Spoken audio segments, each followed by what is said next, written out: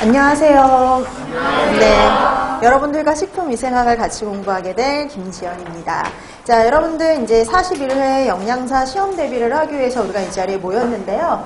식품위생 과목 같은 경우는 이제 여러분들도 아시듯이 마지막 2교시에 나오는 과목입니다. 그래서 2교시의 과목들이 좀 꽤 되는 편이죠. 5과목이나 되거든요. 뭐 다른 데도 마찬가지긴 하지만 급식하고 이제 위생이 따로 나오는 게 아니라 이제 예전에는 위생이 단독으로 해서 20문항 이렇게 출제가 됐다면 지금은 급식, 위생, 법규 이렇게 세 가지를 합쳐서 60문제가 출제가 되죠. 네. 자, 근데 이 60문제가 출제되는데 뭐 위생은 뭐 한 15문제 가량 이렇게 출제가 된다라고 생각하시면 될 것 같습니다. 자, 그러면 뭐 여러분들도 알고 있듯이 2교시가 100문항이 출제가 되죠. 이제 그 100문항이 출제가 되는데 실제적으로 뭐 시험 보는 시간은 85분가량. 그래서 이것도 마찬가지로요. 문제가 되게 단순하게 나와요. 그러니까 위생은 정말 단순합니다. 네, 문제 위생은 단순하게 나와요. 그러니까 막 되게 복잡하거나 뭘 응용하거나 이런 것은 거의 나오지를 않고요. 그러니까 이제 마지막 같이 보는 뭐 급식이나 위생이나 법규 중에서는 위생과 법규는 거의 그대로 나온다라고 보시면 되겠고요. 그다음에 이제 급식만 약간 응용 문제 이런 것들이 조금 나오는 편이고 위생은 그냥 있는 것 그대로 나온다라고 생각하시면 돼요. 그 다음에 뭐 우리가 또 앞에 오전에서 같이 공부했던 생리학이나 생화학처럼 이렇게 되게 이해를 요하는 과목도 아니에요. 그러니까 위생은 정말 그냥 단순 암기가 많은데요. 이 단순 암기 중에서도 이제 여러분들이 어떻게 식품위생을 공부하면 좋을지, 어떤 방향으로 공부해야 될지 그런 것들의 방향을 제시해 준다라고 생각하시면 되겠고요. 여태까지 이제 이렇게 문항수는 바뀌었지만 어떻게 됐든 나오는 것들은 변화가 없기 때문에요. 대체적으로 어디에서 좀 더 많이 나오고 덜 나오는지 이제 그런 것들을 좀 더 설명해서 중요한 부분은 더 강조해서 이제 수업을 진행을 할 겁니다. 자, 그래서 뭐 수업 방식은 똑같아요. 그래서 여러분들이 수업 시간 열심히 들으시고 필요한 거 노트 필기하시고 그 다음에 되도록이면 그 수업 시간 내에 문제도 풀어서 되도록이면 몇 번을 이렇게 이제 수업 시간 내에 복습을 하다 보면은요.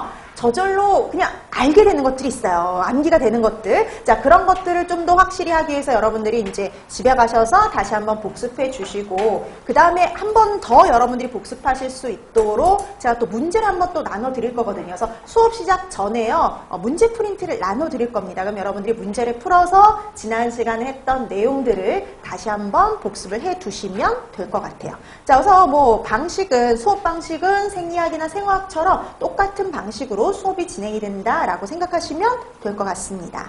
자, 그럼 이제 우리가 식품위생에서 어떤 공부들을 할 건지를 대략적으로 한번 보기 위해서 봐야 되는데요. 거기 여러분 한번 차례 한번 보실래요? 차례. 자, 식품위생에서 이런 것들을 공부한다 이렇게 쭉 나와있죠. 뭐 식중독, 감염병, 기생충, 위생동물처럼 위해가 될 만한 요소들 뭐 이런 것들을 공부하고 뭐 보존법이라든지 살균소독법, 위생검사, 그다음에 식품안전관리 인증기준, 해썹처럼요. 우리가 식품의 위생의 안전성을 확보할 수 있는 방법들에 대해서 이렇게 공부하는 게 식품위생이다 이렇게 생각하시면 되는데요. 보면은 이 식품위생은 이게 특별하게 많이 나오는 파트가 있어요. 어디냐면 식중독 파트. 그러니까 식중독 파트에서 가장 많은 문제가 출제가 된다라고 생각하시면 돼요. 그러니까 예전에는 한 6, 7문제가 식중독에서 출제가 됐었거든요. 그럼 이제 그래도 문항수는 줄었지만 여전히 많이 나올 파트가 그래도 식중독이어서 대여섯 문제 정도는 최소한 대여섯 문제 정도는 뭐 식중독에서 나올 가능성이 높죠. 그 다음에 감염병인데 이 감염병이 한두 문제 정도 나와요. 옛날에 20문제일 때 한두 문제 정도 나왔거든요. 그럼 여전히 비슷하겠죠. 한 문제 정도. 기생충과 위생동물은 합쳐서 한 문제 정도. 이제 왜 예전에는 얘네 둘이 합쳐서 한두 문제였으니까 이제는 3, 4장 합쳐서 한 문제 정도라고. 여러분 왜냐면 이 위생동물 파트는요. 어떨 때는 나오지만 어떨 때는 아예 시험 문제가 출제가 안 되는 해도 있어요. 그래서 여기는 가볍게. 그 다음에 변질과 보존도 뭐 한 문제 정도, 살균소독도 한 문제 정도, 그 다음에 뭐 첨가물 같은 경우도 한두 문제 정도, 이 정도밖에 안 나와요. 그 다음에 뭐 위생검사나 환경오염 파트 합쳐서 뭐 한두 문제 정도, 그 다음에 식품안전관리 인증기준, 해썹에서 한 문제 정도. 그러니까 여러분 지금 보니까 문항수가 줄다 보니까 각 그 파트마다 뭐 거의 다가 한두 문제 정도, 이 정도밖에 안 되는 거죠. 유독 많이 나오는 파트가 식중독 이렇게 생각하시면 돼요. 그래서 여러분들이 식품위생을 공부하면서 가장 중점을 둬야 되는 파트는 식중독이다. 이렇게 생각하시면 됩니다. 가장 메인이고요. 제일 중요한 파트예요. 자, 그래서 가장 시험 문제에 많이 출제되는 곳 이렇게 생각하시면 됩니다. 자, 그럼 이제 우리가 식품위생 본격적으로 이제 뭐 시작을 하는데요. 이제 제일 먼저 나온 건 식품위생의 개념이에요. 여기서 이제 말 그대로 개념 잡기 이렇게 생각하시면 되는데, 개념 잡기에서는 식품위생의 정의를 한번 봐두시는데요. 이 정의에서 식품위생법의 정의에서는요, 이렇게 식품위생을 정의해 놓고 있죠. 우리나라 위생법에서는 식품 첨가물, 기구, 용기, 포장을 대상으로 하는 음식물에 관한 위생이다. 이렇게 되어 있죠. 그래서 얘는요, 포인트가 그거예요. 대상을 알아두는 게 기본이다. 이렇게 보시면 돼요. 그래서 식품위생 그러면 우리가 당연히 식품에 관련된 위생이다. 이렇게 생각하는데 식품뿐만 아니라 식품에 들어가는 첨가물, 그 다음에 기구, 용기, 포장을 다 대상으로 한다. 포장까지가 대상이다. 이렇게 기억을 해두셔야 되겠죠.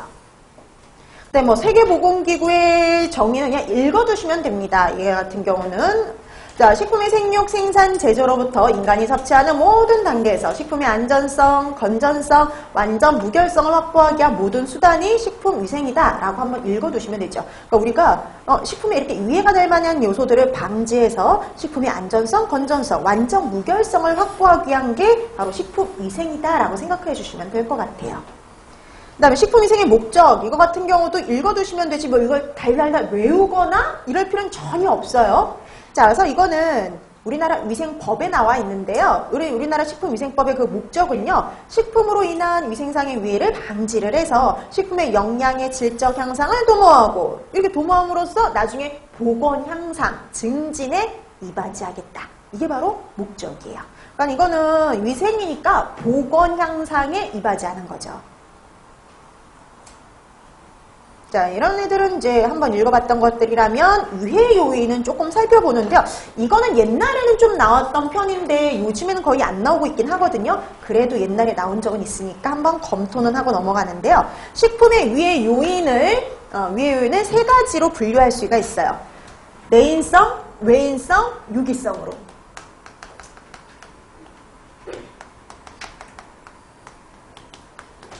자, 그래서 위해 요인을 크게요. 내인성, 외인성, 유기성, 위해 요인으로 크게 세 가지로 분류할 수가 있다라고 보시면 되는데요. 근데 여러분 이 분류는 지금은요. 말뜻 자체만 알아두시면 돼요. 말뜻만. 이게 무슨 의미다? 말뜻만 알아두시면 됩니다. 왜냐면 이건 이제 뒤에 가서 식중독을 끝낸 다음에 그 식중독에 나와 있는 위해 요인을 내인성, 외인성, 유기성으로 분류를 할 거거든요. 그래서 지금은 그냥 말뜻만 알아두시면 되는데요. 내인성이라는 건 이거예요. 식품 자체에 유독, 유해 성분이 있는 거. 그러니까 식품 자체가 문제인 거. 그게 내인성이에요. 식품 자체에 들어있는 경우. 그게 바로 내인성. 우리가 독을 주입한 게 아닌데 유독 성분이 식품 자체에 들어있을 수가 있어요. 대표적인 게 뭔지 아세요? 보고독 같은 경우. 그게 대표적이죠. 그럼 보고독은 우리가 직접 보고에게 독을 삽입한 게 아니라 보고 자체가 갖고 있는 독이죠. 그런 게 자연독. 그래서 지금은 자연독이란다. 내인성이 그런 의미다라는 정도만 파악하시면 돼요. 그래서 내인성, 식품 자체에 독이 있는 경우 이 정도 파악해 두시면 돼요. 자, 외인성은 어디서 왔을까요? 외부로부터.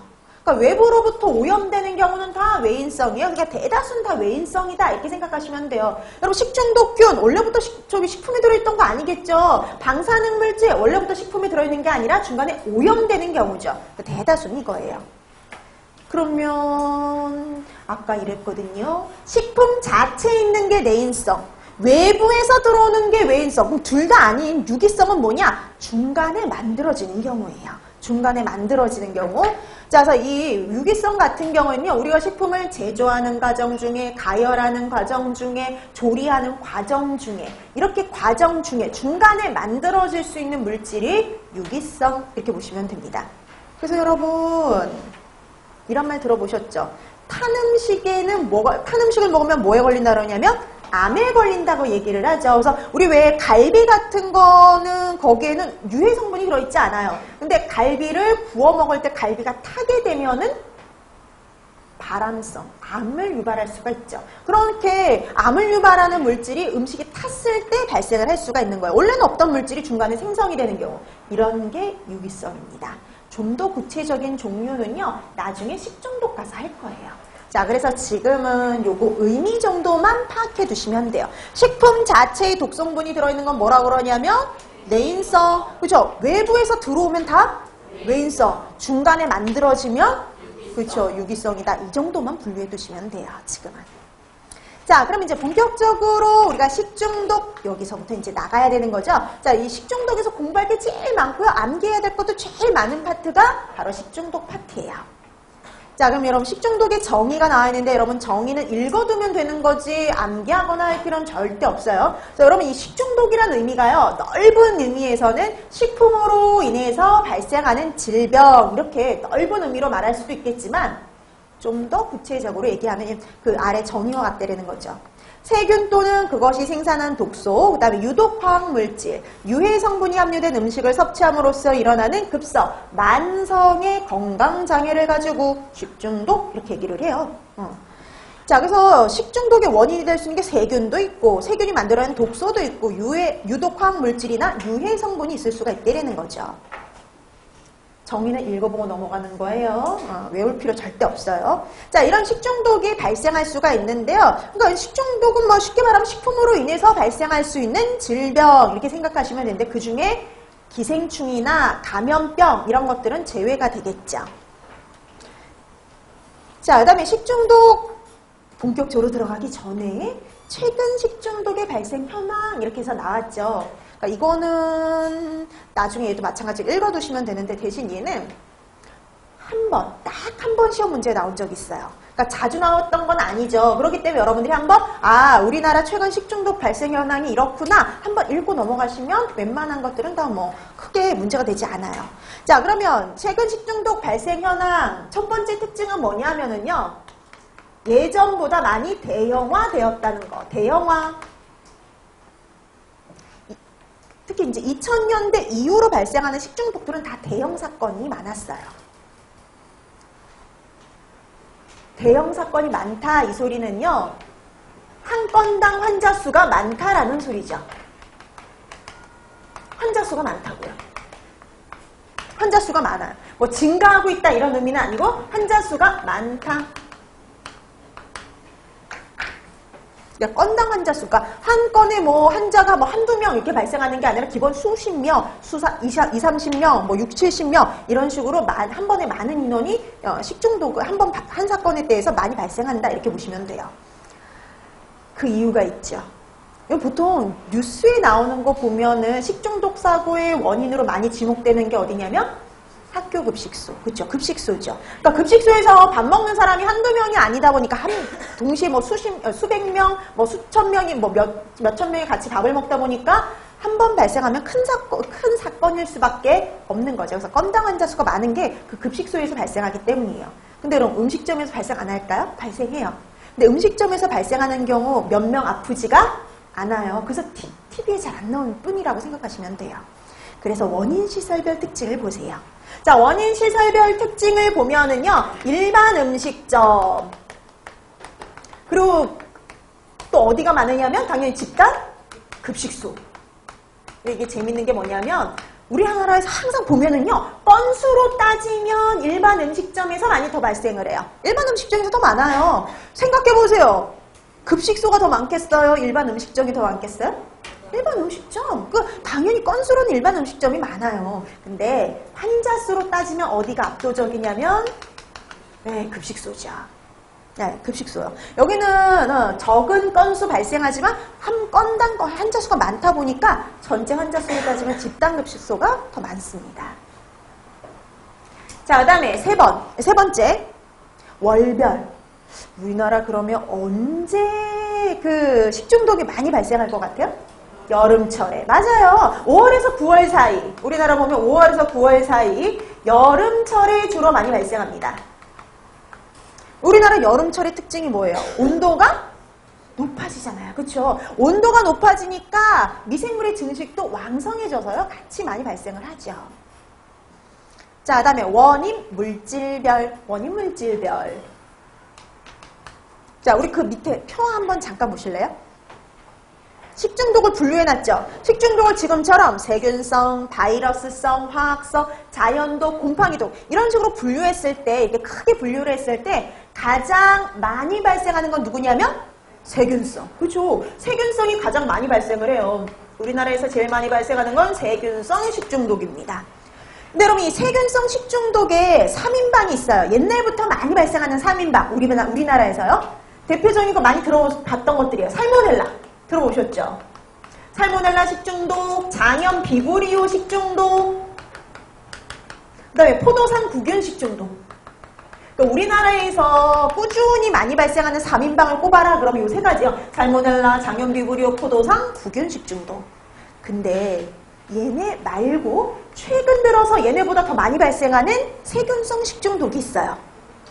그게 바로 누구냐면 병원성 대장균 식중독. 근데 이 병원성 대장균 식중독은 요즘에 우리나라에서만 많이 발생하는 게 아니라 전 세계적으로 많이 발생하고 있어요. 병원성 대장균 식중독. 근데 이런 세균성 말고 문제가 되는 게 하나 더 있어요. 바이러스성 식중독입니다. 우리나라에서 이렇게 분류를 했을 때 제일 많이 발생하는 게 세균성이잖아요. 그 다음으로 많이 발생하는 게 바이러스성이에요. 근데 이 바이러스성 중에서 주로 우리나라에서 99% 이상은 다 뭐냐면 노로바이러스. 예, 노로바이러스에 의한 식중독입니다.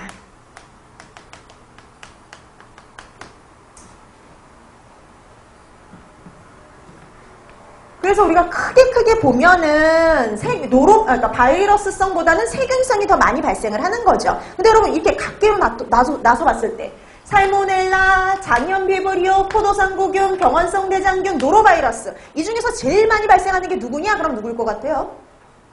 노로바이러스입니다. 최근 10년 그 통계를 합쳐보면요. 제일 많이 발생했던 건 누구냐면 노로바이러스. 그러니까 왜냐면 얘네들을 합쳤으니까 제일 많은 거예요. 근데 얘는 단독이죠, 거의. 그래서 크게 보면은 세균성이 제일 많이 발생하지만 얘네들 그냥 각각 하나씩 봤을 적에는요. 노로바이러스가 제일 많이 발생해요. 자, 그 다음에 주원인 식품 그렇게 나왔죠. 주원인 식품. 우리나라에서 많이 발생하는 식품. 그러면은 지금 거긴 다 나와 있잖아요. 육류 및 그 가공품, 복합 조리식품 이거와 함께 우리나라에서 가장 많이 발생하는 것 중에 하나가 바로 누구냐면 어류 및 그 가공품. 그러니까 우리나라 대표적 원인 식품의 하나로 꼽히는 게 어류, 육류 이런 애들입니다.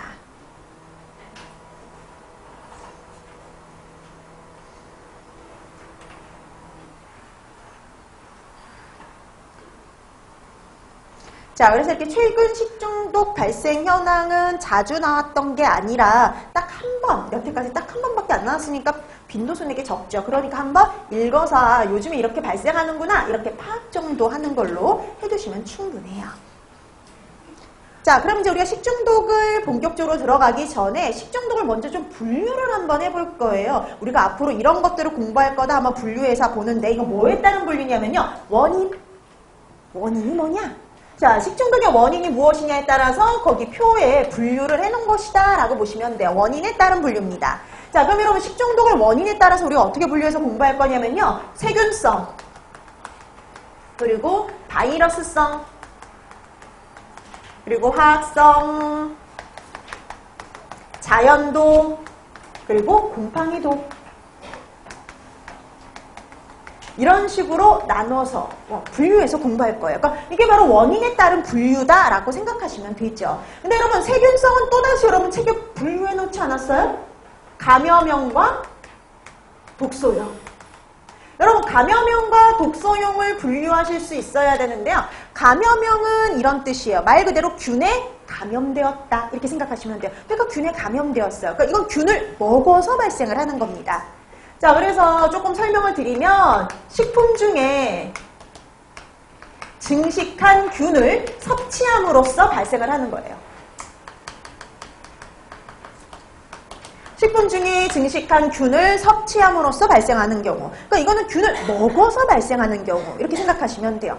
그러니까 여러분 이거 자체를 암기해 두실 필요가 없고 이제 나중에 이제 뭐 생각이 안 날 때 얘가 이런 거지 한번 읽어보라는 거고요. 그러니까 간단히 기억할 때 이렇게 기억해 두시면 되죠. 균을 먹어서 발생하는 게 감염형이다. 이렇게 생각하시면 돼요. 균을 먹어서 감염되는 경우 이렇게 보시면 됩니다. 그러면 독소용은 어떠냐? 얘는 균을 먹어서 발생하지 않아요. 균을 먹어서 발생을 하는 경우에는 감염형 이렇게 분류를 하겠죠. 얘는 균을 먹어서 발생하는 게 아니라 말 그대로 뭘 먹어서 발생하냐면 독소. 예, 독소를 먹어서 발생하는 거예요. 자, 그래서 얘는 식품 중에 균 증식 시 생성한 독소를 섭취함으로써 발생을 하는 거예요. 균이 증식하다 보면은 독소를 만들어내는데요. 그 독소를 먹어서 발생하는 게 독소형 이렇게 보시면 됩니다. 그러니까 균을 먹어서 발생하는 건 균에 감염되었으니까 감염형. 독소를 먹어서 발생을 하면 독소형. 그럼 이 경우는 균을 먹으면 절대 발생하지 않아요. 균 먹어서는 절대 발생하지 않아요. 독소까지 먹어야지만 발생을 하는 경우입니다. 자, 그럼 여러분들이 이게 구체적인 종류가 여러분 책에 나와 있어요. 거기 보세요. 감염형 종류 되게 많죠. 살모넬라, 장염 비브리오, 병원성 대장균, 그 다음에 캠필로박터, 아리조나, 여시니아, 리스테리아까지. 네. 그럼 거기 리스테리아 없죠. 리스테리아도 하나 적어 놓으세요. 이렇게 종류가 많아요. 네, 되게 종류가 많죠. 자, 근데 여러분 독소형 보세요. 독소형. 자, 독소형은 간단해요. 가장 대표적인 게 포도상구균과 보툴리누스예요. 그 외에도 세레우스가 있긴 하지만 제일 많이 보기로 나오는 게 포도상구균, 보툴리누스. 그럼 여러분 포도상구균, 보툴리누스 제외하면 대다수가 뭐라 보시면 돼요? 감염형 이렇게 분류를 해두시면 돼요.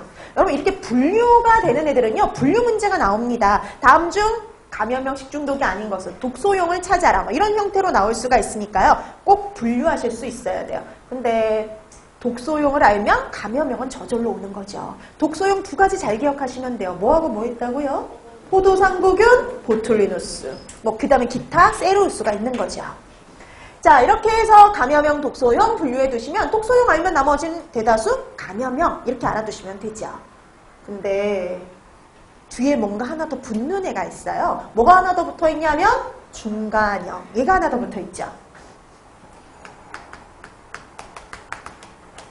중간형. 자, 요즘에 새로운 분류로 하나 또 이렇게 떠오르고 있는 게 중간형이에요. 여러분 중간형이라는 건 말 그대로 생각하면 돼요. 감염형과 독소형의 특징을 모두 갖고 있는 것 이렇게 생각하시면 돼요. 그래서 이 중간형은요. 균을 섭취한 다음에 균을 먹은 다음에요. 우리 장 내에서, 우리 체내에서요. 아포 형성 시 그리고 균 아니면 아포 형성 시라든지 균 증식 시 생성한 독소에 의해 식중독이 발생하는 경우예요.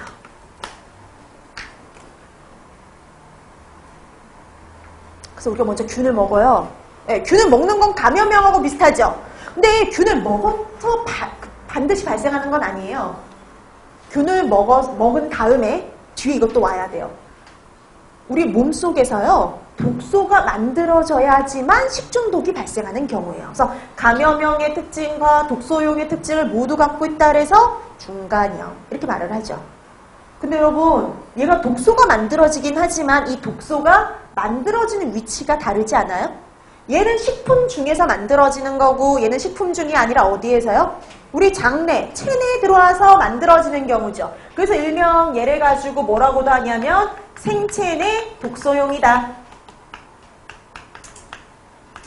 이렇게 말하기도 해요. 생체 내 독소용. 우리 체내에 들어와서 독소를 만드는 유형이다. 라고 해서 생체 내 독소형 이렇게 말하기도 합니다. 그러니까 식품에서 만드는 게 아니라 우리 몸속에서 만들거든요. 그래서 생체 내 독소형 이렇게 말을 해요. 이거의 가장 대표적인 애가 누구냐? 퍼프리젠스균 식중독. 그래서 여러분 책에 보니까 클로스트리디움 퍼프리젠스 이렇게 되어 있죠. 퍼프리젠스균 식중독이에요. 근데 이게 옛날 이름으로 하면 웰치입니다. 웰치. 자, 그래서 웰치균 식중독 내지는 퍼프리젠스균 식중독. 그 외에 이제 세레우스의 또 그 설사형이 여기 들어가죠. 그래서 세레우스는 독소형에도 있고 중간형에도 있지 않아요? 그래서 얘를 좀 그 기타로 빼는 거예요. 그러면 중간형의 대표적인 건 웰치균 식중독 이렇게 기억을 해주시면 되죠. 그럼 여러분 중간형의 대표적인 건 웰치균 식중독. 그 다음에 독소형의 대표적인 건 누가 있었어요? 포도상구균, 보툴리누스. 이걸 제외한 대다수는 뭐라 보시면 돼요? 감염형, 그쵸? 그렇게 기억을 하시면 돼요. 자, 이렇게 해서 여러분들이 감염형, 독소형, 중간형으로 분류를 해두시면 되겠습니다. 자, 그 다음에 이제 바이러스성이 있는데요. 여러분, 바이러스성에선 딱 하나만 공부하고 넘어가면 돼요. 우리나라에서 제일 많이 발생하는 노로바이러스. 그쵸? 그거 하나만 보시면 됩니다. 자, 그 다음에 화학성 식중독 그렇게 생각하시면 돼요. 유해 화학 물질로 인해서 발생할 수 있는 거. 그러니까 유해 중금속, 유해 첨가물, 잔류 농약이라든지, 그 다음에 우리 요즘 문제가 되는 뭐 방사능 물질이라든지 이런 화학 물질에 의해서 발생하는 건 다 화학성 식중독 이렇게 분류하시면 되죠. 자, 그 다음에 여러분 자연독은요. 식품 자체에 함유되어 있는 독소로 인해서 발생하는 게 자연독인데요. 대표적으로 이렇게 나눕니다. 식물성과 동물성. 여러분 식물성은 쉬워요. 식물성 식품에 들어있는 경우 식물성 자연독, 동물성 식품에 들어있으면 동물성 자연독 이렇게 얘기를 하죠. 그러니까 예전부터 얘도 마찬가지로 분류 문제는 출제가 됐었습니다. 그래서 분류하실 수 있어야 돼요. 그래서 독소를 보고서 분류를 하면 되는데 이게 어떤 식품에 있는 독소인지 알면은 여러분들이 식물성이냐 동물성이냐를 구분하실 수 있죠. 예를 들어서 테트로도톡신, 솔라닌. 여러분들이 얘네들이 이제 가장 많이 들어본 이름 중에 하나인데요. 여러분 솔라닌은 누가 갖고 있는 독소냐면 감자. 테트로도톡신은 보고에 들어있는 독소예요. 그럼 여러분 테트로도톡신은 어디에 해당이 되는 거냐면 동물성. 왜? 동물성 식품에 들어있으니까. 자, 그 다음에 솔라닌은 어디에 해당이 되냐면 식물성. 감자에 들어있으니까. 그러니까 여기가 여러분들이 굳이 이렇게 나눠서 기억을 안 하더라도 어떤 식품이 들어있느냐만 알면은 구분이 가능하죠. 자, 이렇게 해서 자연독에서 제일 중요한 건 독소의 이름과 식품을 같이 기억하는 거다. 이렇게 생각하시면 돼요. 자연독은 딱 그거 위주로 시험 문제가 출제가 됩니다. 자, 그 다음에 이제 마지막 곰팡이독은요. 곰팡이가 만들어내는 독소 마이코톡신에 의한 식중독을 배우는데요. 이 마이코톡신, 곰팡이 독소 중에 제일 유명한 거, 여태까지 시험 문제에 제일 많이 나왔던 건 아플라톡신 이렇게 보시면 돼요. 여태까지 제일 많이 나왔던 건 아플라톡신. 얘가 여태까지 제일 많이 출제가 됐었어요. 자, 그 다음에 아플라톡신 외에 이제 황변미독이라든지 맥각독 이런 애들이 이제 간혹 한 번씩 돌아가면서 나온 적이 있다. 이렇게 보시면 됩니다. 자, 이렇게 해서 이제 우리가 이렇게 곰팡이독까지 해가지고요. 이렇게 원인에 따라서 이렇게 분류를 할 수가 있고 이제 하나씩 공부해 나가는 거죠. 이게 전체를 식중독이라고 분류를 할 수가 있어요. 그래서 오늘은 첫 시간이니까 이제 어디부터 나가느냐? 세균성부터 이렇게 보시면 됩니다. 자, 그래서 세균성 식중독부터 하나씩 차례로 나가는데요. 자, 이 세균성 식중독은 우리가 이렇게 나눈다 그랬죠. 감염형, 독소형, 그리고 중간형으로. 여러분 우리 중간형이 가장 대표적인 게 누가 있었어요? 웰치, 그쵸? 그 다음에 여러분 독소형의 대표적인 두 가지가 있었죠. 포도상구균과 보툴리누스 이런 것들을 제외하고 대다수는 감염형이다 이렇게 보시면 되는데요. 여러분 만약에 문제에서 생체 내 독소형을 찾아라 그럼 누구 찾으셔야 될까요? 생체 내 독소형을. 생체 내 독소형의 대표적인 것은 웰치, 그쵸? 여러분 독소를 만들긴 만드는데 어디에서 만드냐면 우리 몸 안에서 만드는 경우는 딱 하나, 중간형밖에 없잖아요. 그러니까 중간형 대신 이렇게 나올 수 있다는 소리예요. 중간형이 아니라 생체 내 독소형을 찾아라 이런 식으로. 이것도 웰치. 자, 그러면 우리가 세균성 식중독 본격적으로 들어가기 전에 3페이지에 몇 가지를 우선 먼저 보고 넘어가셔야 되는데요. 예방법 나와 있죠. 이 예방법은 자주 나오진 않지만 어쩌다 한 번씩 이렇게 잊을만한 한 번씩 나오는 파트예요. 그러니까 예방법을 안 보고 넘어갈 수는 없다는 소리예요. 자, 예방법은 잊을만하면 한 번씩 나오는 곳 이렇게 나오는 거 이렇게 생각하시면 되는데요. 예방법 되게 쉬워요. 여러분 이 세균성은요. 가열하면 웬만해서는 다 예방이 됩니다. 가열. 그러니까 충분히 가열해서 섭취하면 예방이 가능해요. 그래서 가장 좋은 예방법, 가열해서 섭취하기. 네. 그래서 가장 좋은 예방법은요, 충분히 가열해서 섭취해라. 가열이에요. 근데 그럼 이제 이게 중요한 게 아니라, 뭐가 중요하냐? 꼭 예외적인 애들이 있어요. 가열에 의해서 완벽한 예방을 할 수 없는 애들이 존재를 해요. 여러분 가열에 의해서 완벽한 예방을 할 수 없는 애, 제외되는 애가 있습니다. 걔가 바로 누구냐면 포도상 구균 식중독. 그래서 충분히 가열해서 섭취했는데도 식중독이 발생했다. 그럼 뭘 의심해야 되냐면 포도당 구균 식중독을 의심해야 돼요. 그러니까 떡볶이 이런 데서도 발생을 해요. 떡볶이 계속 끓이고 있잖아요. 그런 데도 발생을 해요. 그 이유가 뭐냐? 여러분 포도당 구균 식중독은 감염형, 독소용, 중간형 중에 어디에 해당이 되냐면 독소용. 그렇죠? 독소를 먹어서 발생하는 경우죠. 근데 이 포도당 구균의 독소는요. 정말 강력하거든요. 내열성이 상당히 강해가지고요. 220에서 250도씨 정도로 가열을 해야지만 파괴가 돼요. 그럼 여러분 우리 떡볶이 아무리 끓여도 220도까지 올릴 수 있어요? 아니요. 우리 보통 끓으면 몇 도예요? 100도밖에 안 되잖아요. 그래서 독소가 만들어져 있으면 파괴를 시킬 수가 없어요. 그래서 아무리 끓여 먹어도요. 소용이 없는 거예요. 그래서 가열에 의해서 완벽한 예방을 할 수 없다. 그럼 누구 떠올리셔야 돼요? 포도당 구균. 그쵸? 포도당 구균 식중독. 자, 그 다음에 두 번째. 자, 그럼 두 번째 좋은 예방법이 뭐냐? 가열 후 즉시 섭취하는 거. 조리 후 즉시 섭취하는 거. 조리 후 즉시 섭취하는 게 제일 좋은데 그렇게 하지 못할 경우에는 냉장 보관을 하는 게 좋겠죠. 근데 여러분 이 냉장 보관에 의해서 완벽한 예방을 할 수 없는 애들이 있어요. 제외되는 애들. 두 가지를 기억하셔야 되는데요. 이거는 냉장 보관했다고 해서 안심할 수 없는 애. 그러니까 우리가 요즘처럼 냉장고에 보관했다고 해서 안심할 수 없는 식중독이 있어요. 여시니아와 리스테리아.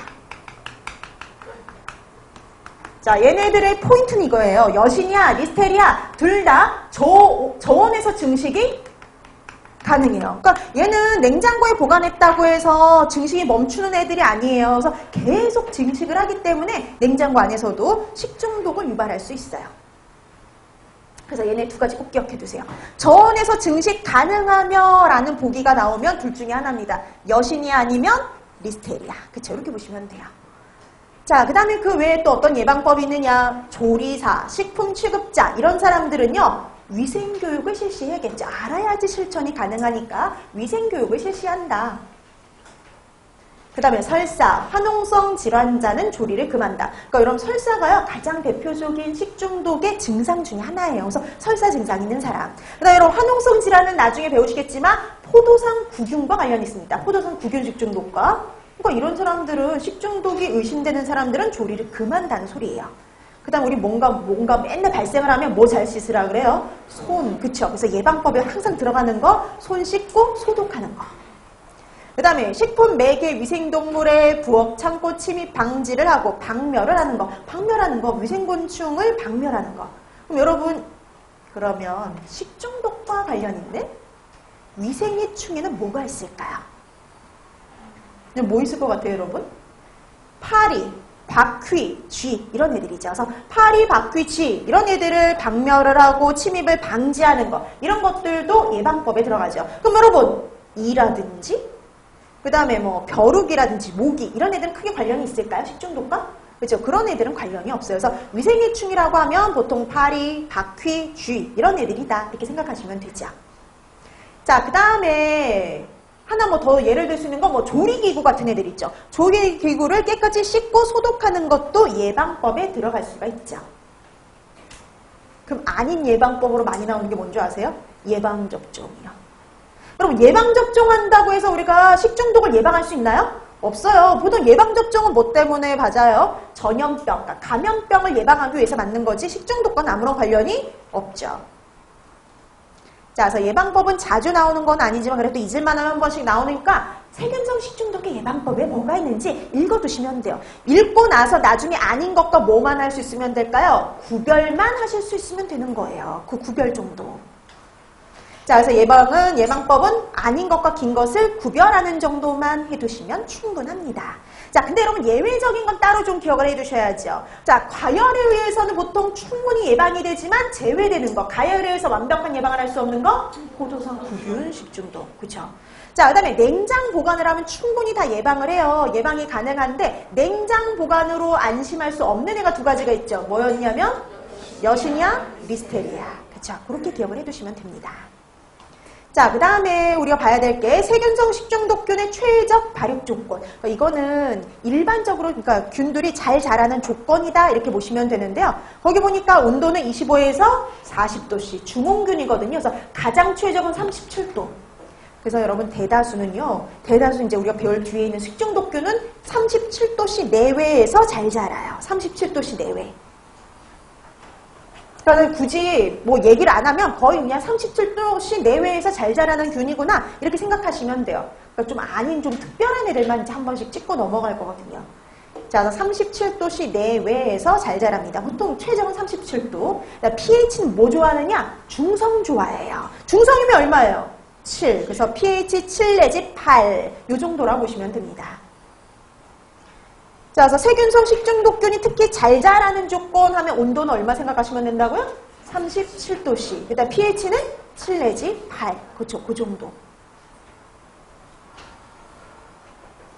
자, 그 다음에 세균성 식중독의 일반적인 예방법이 될 것 같은데, 일반적인 증상. 자, 세균성 식중독의 일반적인 증상은요, 감염형이 됐든 독소형이 됐든 기본적인 증상은 위장 증상 이렇게 보시면 돼요. 위장 증상. 위장 증상입니다. 감염형이 됐든 독소형이 됐든 가장 기본적인 증상은 위장 증상. 그래서 여러분 굳이 제가 증상을 얘기 안 하고 넘어가면은요 그냥 위장 증상이구나 이 정도만 하고 넘어가시면 돼요. 위장 증상이라는 건 그런 거죠. 메스꺼움, 구토, 그 다음에 복통 있으면 설사 이런 것들이 가장 기본적인 증상 이렇게 보시면 됩니다. 그러니까 특별하게 증상을 집어주지 않으면 굳이 암기하실 필요가 없다는 소리예요. 가장 일반적인 뭐 생각하시면 돼요? 위장 증상. 그쵸? 근데 이게 나눠질 수 있어요. 그 다음에 발열 증상이 있느냐 없느냐에 따라서 감염형과 독소형이 나눠져요. 그래서 발열 증상을 보이면 감염형이에요. 열이 나요. 열이 나면 감염형에 해당이 되고요. 얘는 독소형은 발열이 거의 없습니다. 거의 나타나지 않아요.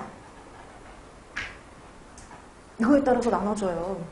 그래서 예전에 그 분류 문제가 나오면 다음 중 독소형 식중독은 이런 식으로 구체적으로 그러니까 직접적으로 물어보는 문제가 나왔다면 최근에 나왔던 문제 중에 하나가 바로 뭐였냐면 발열 증상이 거의 나타나지 않는 식중독은 이렇게 해서 나온 적이 있어요. 그럼 발열 증상이 거의 나타나지 않는다면 뭐 찾으란 소리예요? 독소형. 그렇죠. 이렇게 문제가 나온 적이 있어요. 그럼 여러분 그 독소형의 대표적인 게 누군데요? 포도상구균, 보툴리누스. 그렇죠. 그렇게 되는 겁니다. 자, 이렇게 해서 발열 증상이 있으면 감염형, 거의 나타나지 않으면 독소형으로 분류할 수 있다. 이렇게 봐두시면 되죠. 자, 그 다음에 세균성 식중독과 경구 감염병의 차이점인데 솔직히 이거는 이제 이 파트 같은 경우에는 영양사보다는 위생사 시험에서 더 자주 나오는 문제예요. 근데 뭐 그래도 한번 보고는 넘어가면 혹시 모르니까. 여러분 식중독, 세균성 식중독이 됐든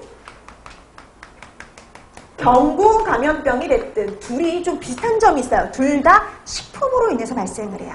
식품으로 인해서 발생하고 위장 증상이 기본적으로 나타납니다. 그렇기 때문에 이렇게 유사하기 때문에 혼동을 할 수가 있어요. 하지만 엄연히 차이점이 존재를 해요. 자, 우선 발병균량. 발병균량의 차이가 있어요.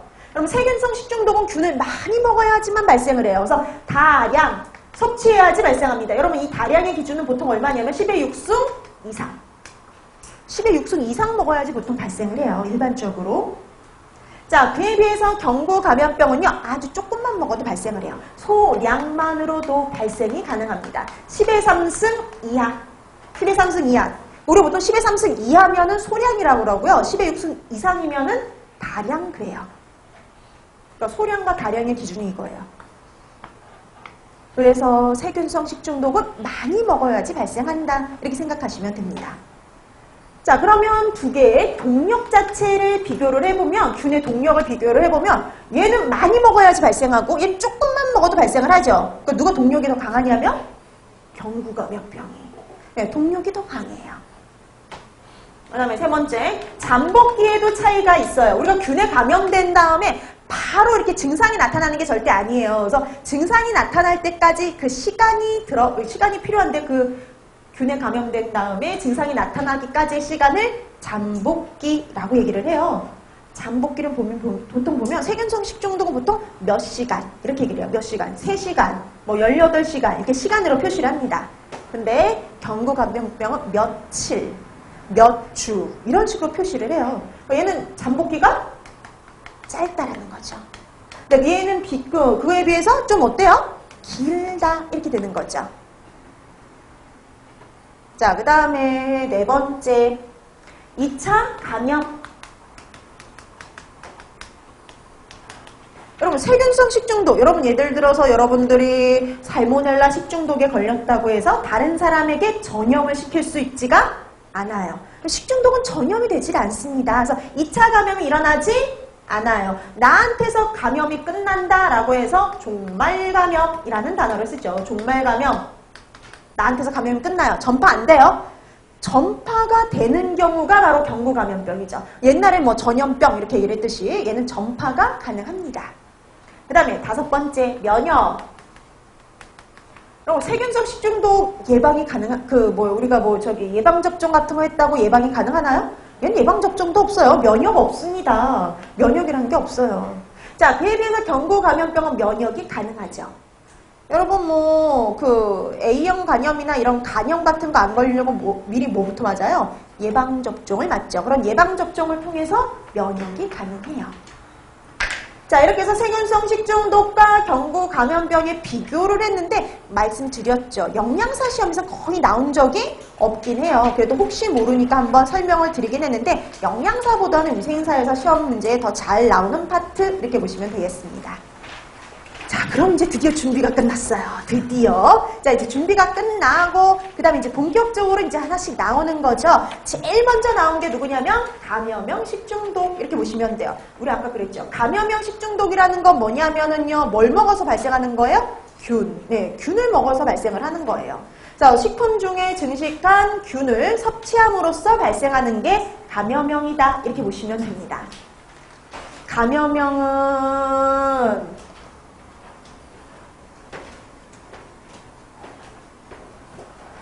자, 그래서 감염형 식중독 그러면은 식품 중에 증식한 다량의 균을 섭취함으로써 발생하는 게 감염형 식중독인데요.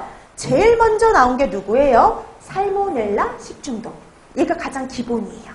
가장 기본이에요.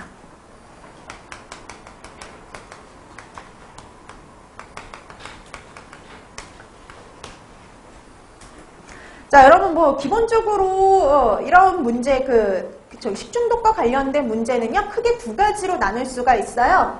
이런 식으로. 이러이러한 특징을 보이는 식중독균은 이런 형태가 하나 있고요. 특징으로 옳은 것을 찾으세요. 옳은 것을 찾으세요. 옳지 않은 것을 찾으세요. 라는 문제가 있어요. 그럼 이 두 가지 문제 중에 누가 훨씬 더 쉬우냐? 이거요. 이런 특징을 갖고 있는 애는. 그러니까 얘는 첫 번째 문제는요. 포인트만 알면 모든 답을 다 찾을 수가 있어요. 가장 대표적인 특징을 얘기하거든요. 그러니까 예를 들어서 심한 발열 증상을 보이는 애는 이러이러한 증상을 보이는 식중독은 이런 식으로 문제가 나오는 애는 딱 특징적으로 정해져 있기 때문에 이런 문제는 답을 찾기가 되게 쉬워요. 근데 옳은 거 옳지 않는 거 요 문제는요. 그 식중독에 대해서 모든 걸 다 알아야지만 문제를 풀 수가 있어요. 그래서 2번째 문제 유형이 더 어렵거든요. 근데 이런 2가지 형태가 다 시험 문제에 출제가 됩니다. 근데 그래도 요즘에는 요 형태가 좀 더 많이 나오기는 해요. 간단한 형태. 그래도 혹시 모르니까 요걸 위해서 전체적인 것도 봐야 된다는 거죠. 근데 이 전체적인 거를요. 감염형은 살모넬라에 맞춰두시면 돼요. 그러니까 살모넬라가 가장 대표적이라는 거다 보니까 가장 일반적인 형태거든요. 그래서 이렇게 특징적으로 이렇게 틀린 거 제외하고는 모든 걸 다 살모넬라에 맞춰두시면 됩니다. 그러니까 살모넬라는 모든 걸 다 기억하는 게 제일 좋아요. 그다음에 살모넬라를 모든 걸 다 기억하고 나머지 것들은 살모넬라와 다른 것들만 기억해 두시면 돼요. 자, 그러면 살모넬라와 관련된 것들은 완벽하게 기억을 해두시면 됩니다. 자, 그러면 먼저 들어갈 거 원인균부터 살펴보셔야 돼요. 원인균. 여러분 이 원인균은요. 쓰실 줄은 몰라도 확인이 가능해야 돼요. 이게 살모넬라 식중독의 원인균인지 아닌지 구별할 수 있을 정도만 해두시면 돼요. 구별할 수 있을 정도만. 그 근데 그 살모넬라 식중독의 원인균 이름 잠깐 보실래요? 하나가 아니에요. 살모넬라 엔테리티디스, 살모넬라 티피미리움, 살모넬라 콜레라에, 살모넬라 톰슨, 살모넬라 플로rum. 이거 외에도 더 많아요. 상당히 종류가 많습니다. 그럼 그걸 다 외워야 되느냐? 다행스럽게도 우리 문제는 객관식이잖아요. 그러니까 굳이 다 외울 필요 없어요. 자, 그래서 여러분 보면은 원인균은 기본적으로 앞에 뭐라고 시작하냐면 살모넬라 이렇게 시작해요. 살모넬라 이렇게 시작해요. 그렇기 때문에 이렇게 이렇게 살모넬라로 시작하면요, 보통은 살모넬라 식중독의 원인균입니다. 이렇게 기억하면 돼요. 살모넬라 식중독의 원인균이다 이렇게 기억하시면 되는데, 우리 뭐예요? 제외되는 경우가 있어요. 그 제외되는 경우를 기억하시면 돼요. 하나는 앞에 살모넬라가 붙었지만 뒤에 TP가 붙는 애. 그 다음에 앞에 살모넬라가 붙었지만 뒤에 파라TP가 붙는 애. 얘네들은 제외입니다. 그래서 뒤에 TP라든지 파라TP가 붙어있으면 제외돼요. 우리 나중에 가서 배우겠지만 얘는 장티푸스, 이쪽은 파라티푸스의 원인균이거든요. 이쪽은 장티푸스, 얘는 파라티푸스의 원인균이기 때문에 얘네들만, 이 두 가지 경우가 제외되고 나머지 앞에 살모넬라 붙어있으면 살모넬라 식중독의 원인균이구나 이렇게 확인하시면 돼요. 그러니까 이런 구별 문제가 간혹 나온단 말이죠. 원인균 구별 문제. 자, 그래서 여러분들 얘 같은 경우에는 굳이 그 살모넬라 식중독의 원인균 거기 나와 있는 애를 다 암기할 필요 없어요. 제외되는 것들만 기억해 두세요. 아닌 것들. 구별만 하면 되거든요. 자, 그래서 뒤에 뭐하고 뭐가요? TP, 파라TP. 요게 붙는 경우는 제외다. 이렇게 보시면 돼요. 자, 그래서 뒤에 TP라든지 파라TP가 붙는 경우에는요, 식중독이 아니라 전염병의 원인균이기 때문에요, 제외돼요. 두 가지는 제외. 자, 그래서 그 두 가지를 제외한 대다수는 살모넬라 식중독의 원인균, 제외되는 두 가지 기억해 두시면 됩니다. TP와 파라TP. 자, 그 다음에 이 원인균의 뭐에 대해서 알아두셔야 되냐면 성상, 성상. 원인균의 성상을 알아두셔야 돼요. 이제 여기서부터 이제 기억할 것들이 많아져요. 자, 우리가 균을 염색을 할 수 있어요. 그래서 균을 염색을 해서 무슨 색이 나오느냐에 따라서 그람 음성과 양성으로 나눠지는데요. 살모넬라는 그람 음성입니다. 그럼 여러분, 아까 제가 이 말씀을 드렸거든요. 감염형의 대표가 살모넬라 이렇게 얘기를 했죠. 그럼 살모넬라가 그람 음성이면은요, 감염형은 대다수 다 뭐란 소리예요? 그람 음성. 네, 다 그람 음성이에요. 그람 음성 이렇게 보시면 됩니다. 근데 여러분, 이런 그람 음성균들은요, 포자를 만들지 않아요. 포자는 다른 말로 뭐라고도 하느냐? 아포라고도 해요. 포자 내지는 아포를 만들지 않습니다. 포자 내지는 아포를 안 만들어요.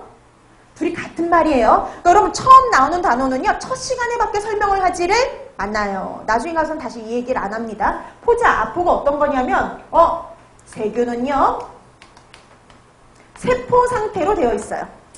세포. 우리 오늘 세포 배웠죠, 생리학에. 세포 하나가 균 하나예요. 우리는 우리 몸은 한 100조 이 정도의 세포로 구성이 되었는데, 얘는 세포 하나가 균 하나예요. 근데 이런 세포는요, 열에 무지하게 약해요. 그래서 이 세포가 꾀를 내는 거예요. 세포가 좀 더 단단하게 보호될 수 있는 상태를 만들 수 있는데요. 그게 바로 포자 내지는 아포입니다. 그래서 이 포자 내지는 아포를 만들 수 있으면요, 열에 상당히 강해져요. 잘 견뎌요. 그래가지고 우리가 내열성이 있다라는 말을 씁니다. 내열성, 열에 잘 견뎌요. 아포, 포자를 만들게 되면. 근데 이 포자, 아포를 만들 수 있는 균은요, 얼마 없어요. 아까 좀 전에 이랬죠. 그람 음성균은 뭘 만들지 않는다 그랬어요? 포자, 아포를 만들지 않는다 그랬죠. 그람 음성균은 아무도 안 만들어요. 포자, 아포를 만들지 않습니다. 그럼 여러분, 포자, 아포를 만들지 않는다는 소리는 열에 상당히 약하다는 소리예요. 열에 무지하게 약해요. 자, 그럼 이제 또 하나 기억할게. 열에 약하다. 그람 음성균이 열에 약하다. 그럼 앞으로 얼마나 생각하면 되느냐? 60도씨만 가열해도 죽일 수 있다. 이렇게 생각하시면 돼요. 자, 그래서 포자, 아포를 안 만들기 때문에요, 열에 약해요. 그럼 몇 도로만 가열해도요? 60도. 그렇죠? 60도로만 가열해도요, 사멸시킬 수 있는 균들이에요. 그러니까 60도씨에서 한 20분만 가열해도 충분히 사멸이 가능하다. 이렇게 보시면 됩니다. 자, 그 다음에 또 하나. 또 이게 우리가 이름에 말이에요. 포도산 구균처럼 뒤에 구균 이렇게 붙어있지 않으면은요, 다 뭐라고 생각하시면 되냐면 간균이라고 보시면 됩니다. 간균. 그래서 여러분 구균 그러면요, 땡글땡글한 균이죠. 구균하면 무슨 뜻이냐면 막대기 모양 이런 뜻이에요. 그래서 여러분 뒤에 균 이름에 구균이 붙어있지 않으면 그냥 다 뭐라고 보면 돼요? 간균 이렇게 보시면 됩니다. 그래서 포도산 구균, 장구균 이런 식으로 구균이 붙어있지 않으면 대체적으로는 다 간균. 자, 그 다음에 이제 또 새로운 단어. 얘는 어떤 상황을 좋아하냐면요, 통성 현기성 상황을 좋아해요. 또 새로운 게 나왔네요. 통성 현기성. 자, 통성 현기성이라는 건 뭐냐면은요, 이런 거예요. 어떤 거냐면은 여러분들이 이제 관련된 단어들을 좀 더 다 봐야 되는데, 호기성, 그 다음에 현기성, 통성 현기성. 요게 이제 기본이에요. 자, 호기성, 현기성, 통성 현기성을 구별을 하는데요. 호기성 하면은요, 산소가 있을 때 잘 자라는 균이에요. 산소가 있는 거 좋아해요. 그래서 산소가 있는 걸 좋아하는 균. 좋아할 호입니다. 기체를 좋아하는 애들. 그래서 산소가 있을 때 잘 자라는 균들. 그 다음에 현기성은요, 산소가 없을 때 잘 자라는 균이에요. 산소가 없는 거 좋아하는 애들. 근데 현기성 앞에 뭐가 붙는 경우가 있냐면 통성이 붙는 경우가 있어요. 그럼 이때는 어떤 의미냐? 산소가 있거나 없거나 상관없이 잘 자라는 균이에요. 상관없는 애들. 그리고 호기성과 현기성 앞에는요, 편성이 붙어도 상관이 없어요.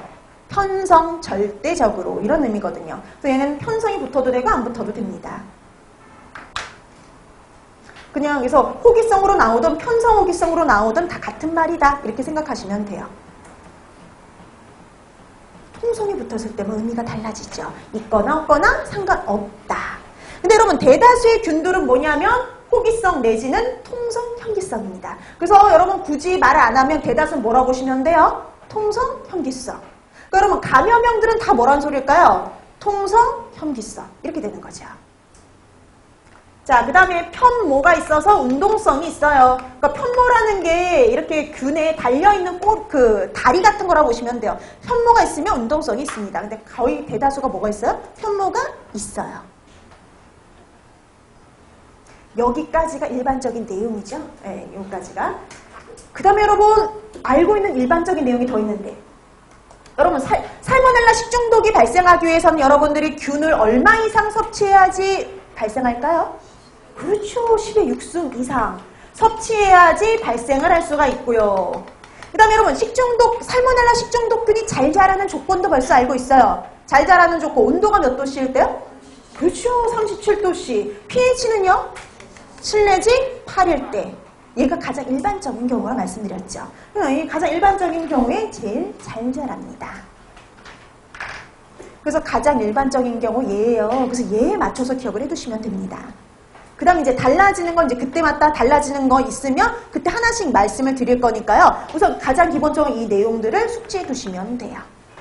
자, 그 다음에 세 번째, 잠복기를 거쳐서 증상이 나타나죠. 자, 잠복기도 뭐 그렇게 크게 다를 게 없는데요. 6에서 72시간, 보통 우리가 12에서 24시간. 근데 평균 12에서 24시간인데 대다수가 여기에 포함이 돼요. 대다수 웬만한 애들은. 그래서 평균 10에서 24시간의 잠복기를 거쳐서 증상이 나타나는데요. 여러분 감염형의 일반적인 증상 하면은 기본적으로 위장 증상에다가 뭐가 있어요? 그렇죠. 발열. 근데 얘는 가장 대표적인 특징이 이거예요. 심한 발열 증상을 보인다. 그래서 여러분 세균성 식중독 중에서 가장 심한 발열 증상을 보인다라고 하면 살모넬라. 이렇게 보시면 되는 겁니다. 얘만의 특징이에요. 살모넬라만의 특징. 자, 그다음에 여러분 살모넬라만의 특징이 또 한 가지가 있는데요. 뭐냐면 원인식품에 있어요.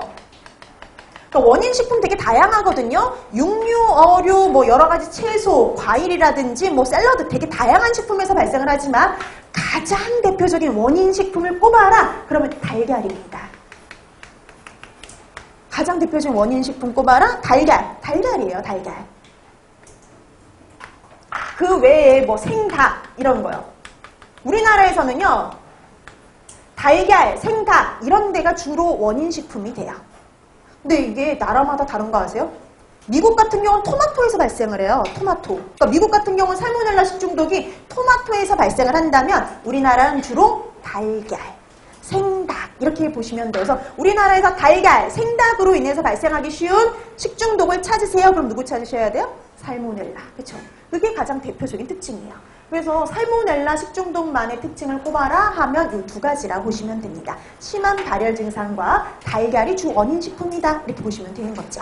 그럼 이게 얘만의 특징, 나머지는 일반적인 거. 그럼 일반적인 건 딱 하나, 누구한테만 기억하면 되냐면 살모넬라만 기억을 해두세요. 자, 그럼 살모넬라와 관련된 거 다 한 겁니다. 살모넬라 식중독 원인들은 다 외울 필요가 없고 제외되는 두 가지만 확인해 두시고요. 일반적인 성상은 얘를 대표적으로 기억을 해두세요. 얘를 대표적으로. 나머지는 나머지 감염형은 비슷하게 가니까. 자, 그 다음에 살모넬라만의 특징을 잡아둬라. 그러면은 증상과 원인식품이 있죠. 주 원인식품이 되는 거 누구 꼽으면 되냐면 달걀. 이렇게 보시면 되고요. 그 다음에 가장 얘만의 대표적인 증상 하면은 심한 발열. 그쵸? 꼴 꼽아두시면 되는 거죠. 자, 그래서 살모넬라 식중독은 이 정도로 정리해 두시면 되겠어요. 자, 우선 여기까지 하고요. 조금 쉬었다가 하도록 할게요.